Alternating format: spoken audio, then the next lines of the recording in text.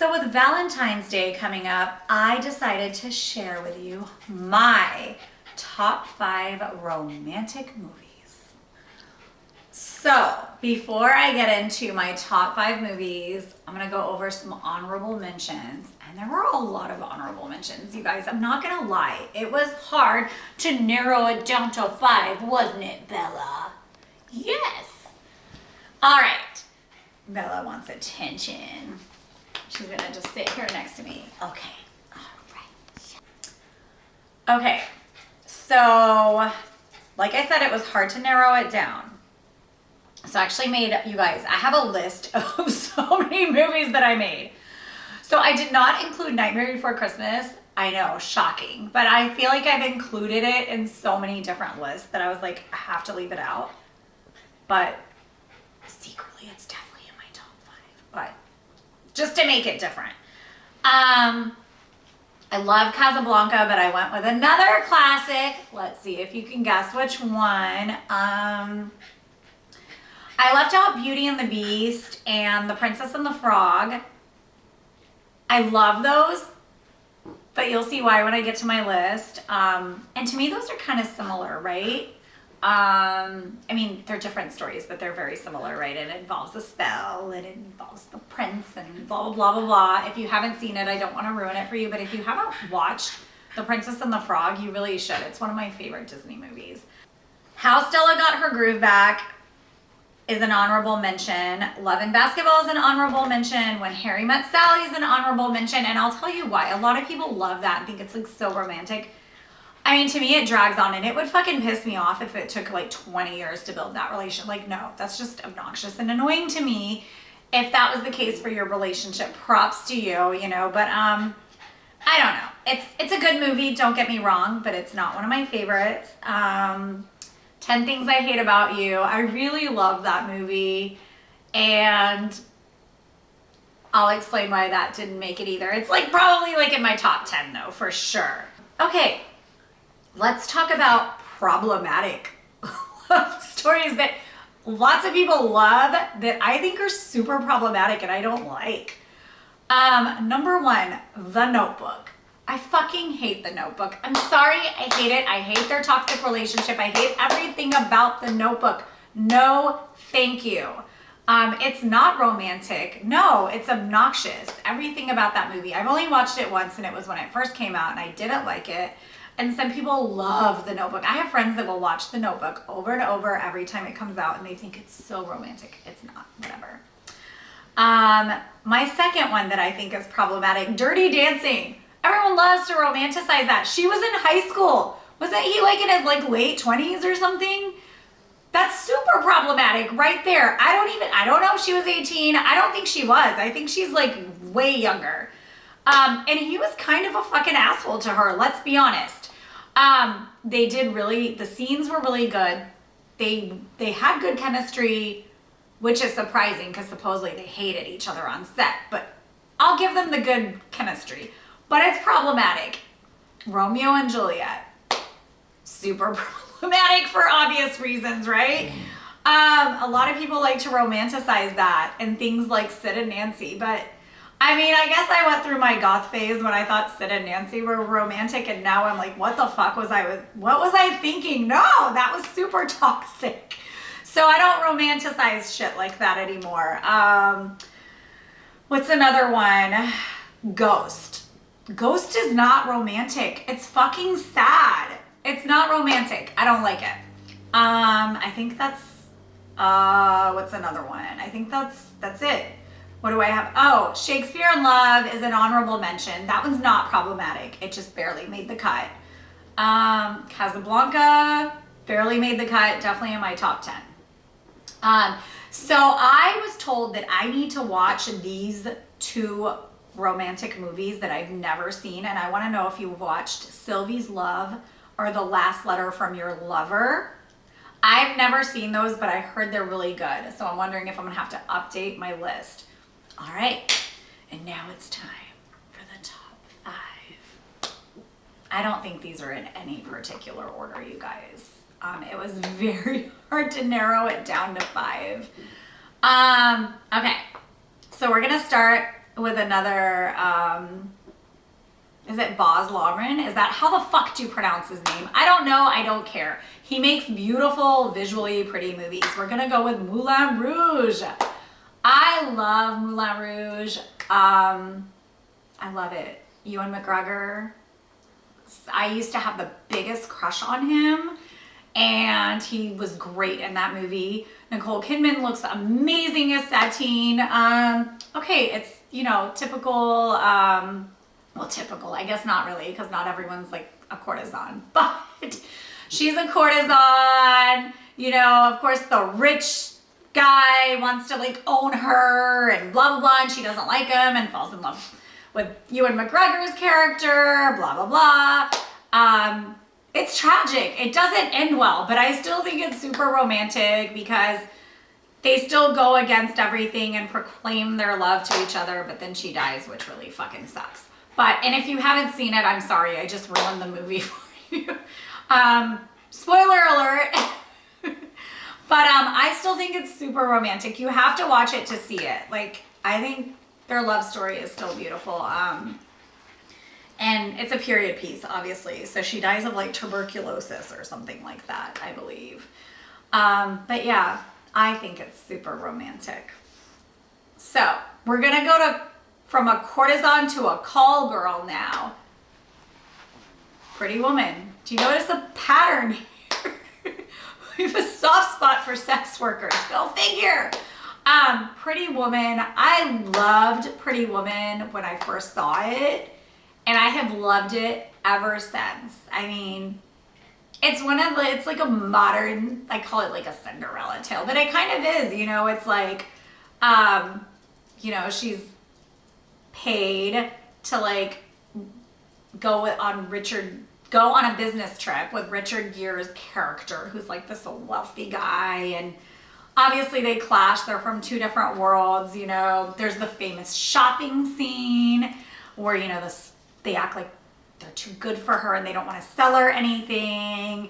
And then there's the escargot that goes flying. There's so many funny moments, and their relationship, despite how it starts, like their love grows really organically, and you can tell they have such a good time together.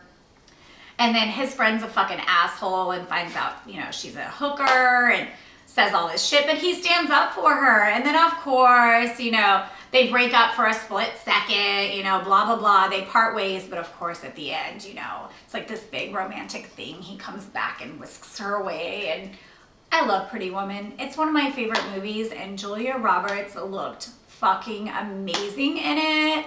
Richard Gere was like the it guy at the moment. This was before the crazy gerbil story, or around that same time. If you haven't heard about that, Google it.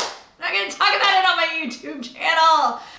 Okay, so I have to talk about this movie, even though I'm gonna leave it off my top 5 because it's a cartoon, but it's so romantic. Lady and the Tramp. Oh, literally one of my favorite movies. So I think that gets an honorable mention. I forgot to mention it earlier, but I cannot talk about romantic movies without Lady and the Tramp. I love the cartoon version, but the live action figure is super cute too. And if you haven't seen it, you're missing out.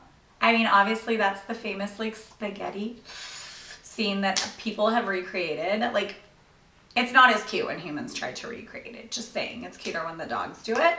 Okay, so I said I didn't put Casablanca because my classic that I picked was Roman Holiday.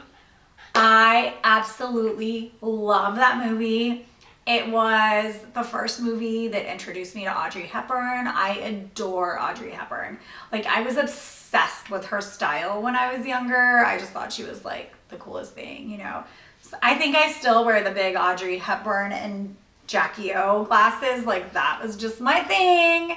And I love that movie. It's just, you know, it kind of reminds me of, I feel like they kind of based Aladdin off of that, because she's a princess and she escapes, and, you know, like she like gets away and like meets, well, okay, like in Aladdin he's poor, and in this case he's a journalist, but whatever.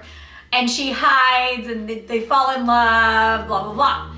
So I feel like that's where they got the storyline from now. Ooh, now I'm very curious. I love Aladdin too. That's another one of my, okay, that gets an honorable mention. Can you tell I did not take my ADHD meds today? Cause I'm like, but anyways, back to Roman Holiday. If you haven't seen it, it's a classic. You should see it. It's such a good movie. And I think it's romantic. What else? All right, we're down to 2, I think, you guys. We're down to 2. We're down to 2. All right, so I had a very hard time picking between the movie I'm about to mention and 10 Things I Hate About You. I mean, like, teenage love. 10 Things I Hate About You is such a good movie.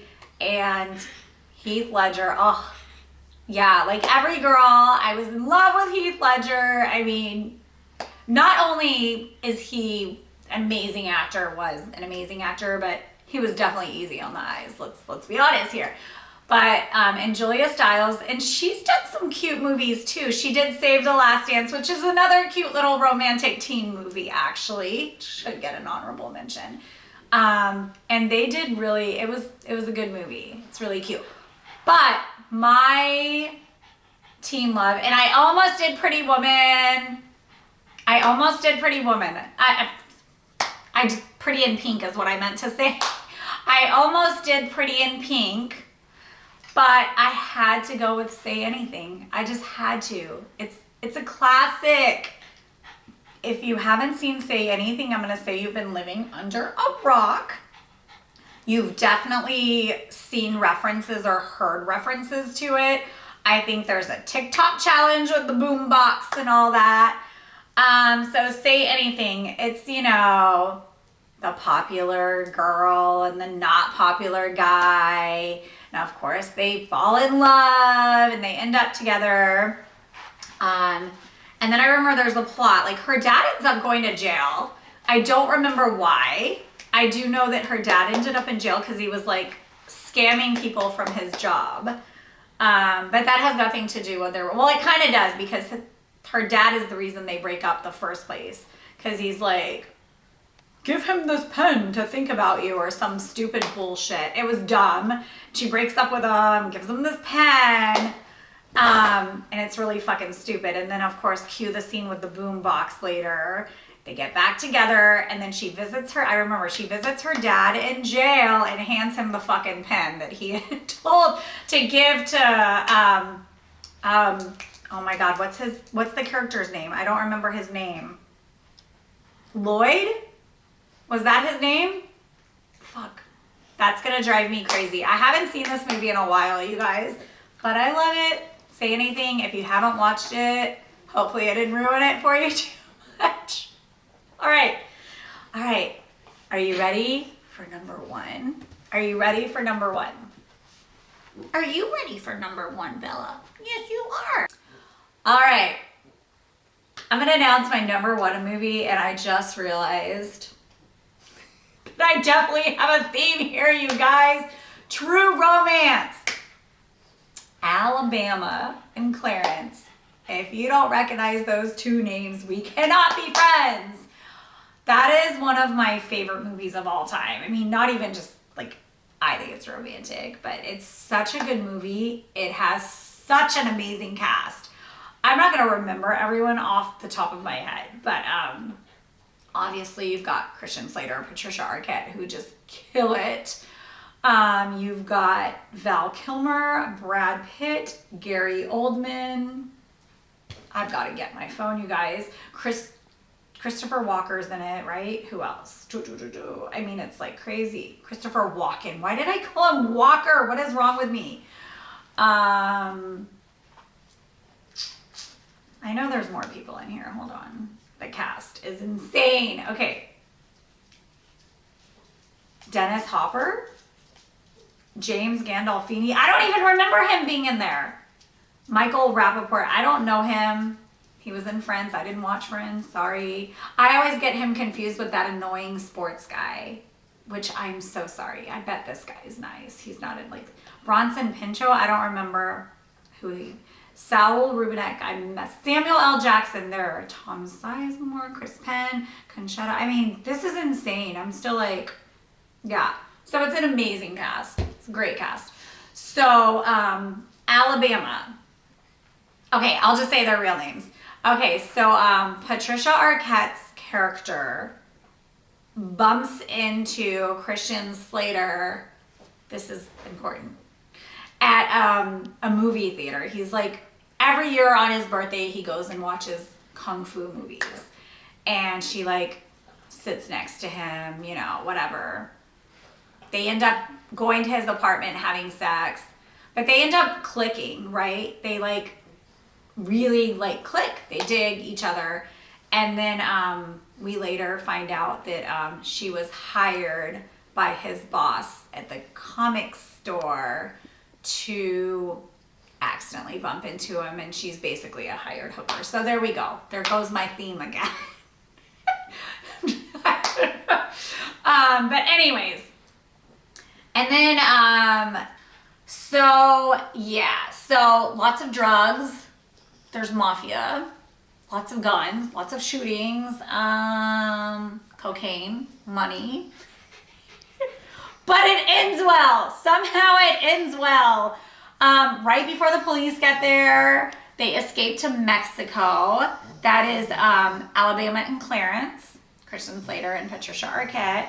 And then there's like a flash forward scene, and they end up having a baby that they name Elvis. So it is romantic and cute at the end. So yeah. I want to know if you thought my romantic movie opinions were complete trash, if you agree with me, and if you're going to watch any of these. Yeah, so let me know. Comment down below, and happy movie watching, and don't forget to hit the bell so you don't miss any of my videos, and I will see you next time. Bye.